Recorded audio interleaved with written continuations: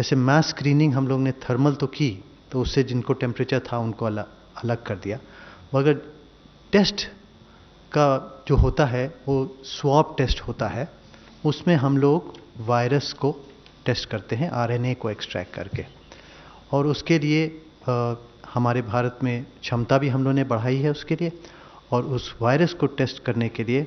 ये वायरस का टेस्ट जो है 2 दिन कांटेक्ट के बाद से लेके 14 दिन तक कभी भी पॉजिटिव हो सकता है। यदि आपने आज टेस्ट किया नेगेटिव है, 5 दिन बाद पॉजिटिव हो सकता है, 7 दिन बाद किया तो पॉजिटिव हो सकता है, 14 दिन के बाद यदि आप करें तब नेगेटिव होने की उम्मीद है। इसमें बीमारी का समझना बहुत ज़रूरी है कि इस बीमारी में 80% लोग को हल्का ज़ुकाम जैसा बुखार होएगा और ठीक हो जाएंगे, पता भी नहीं चलेगा वो पॉजिटिव हुए नेगेटिव हुए और ठीक हो गए। 20% में कुछ आपको खांसी ज़ुकाम बुखार हो सकता है, जिसमें से 5% को अस्पताल में भर्ती करने की ज़रूरत पड़ती है। और जो 5% अस्पताल में भर्ती होते हैं उसमें उनको सपोर्टिव ट्रीटमेंट दिया जाता है, और कुछ में नई दवाएं आई हैं वो ट्राई की जा रही हैं, उनका भी रिज़ल्ट कुछ जगह इतना जादू नहीं है, क्योंकि मौतें यहाँ भी हो रही हैं,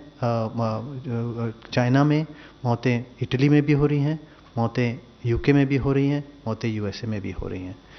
जब सारी व्यवस्था है उनके पास, इतने बड़े बड़े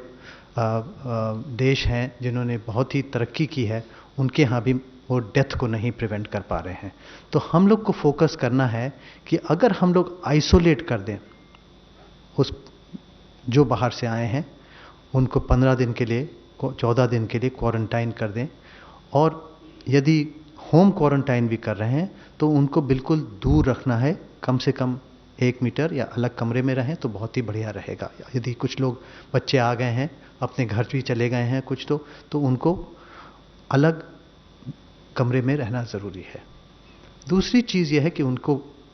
टेस्ट करना की ज़रूरत तभी है जब उनको सिम्टम्स हों। यदि सिम्टम्स हो जाएं और टेस्ट पॉजिटिव है तब अस्पताल में भर्ती करने की ज़रूरत है। तो इसलिए इसको मद्देनज़र रखते हुए हमारे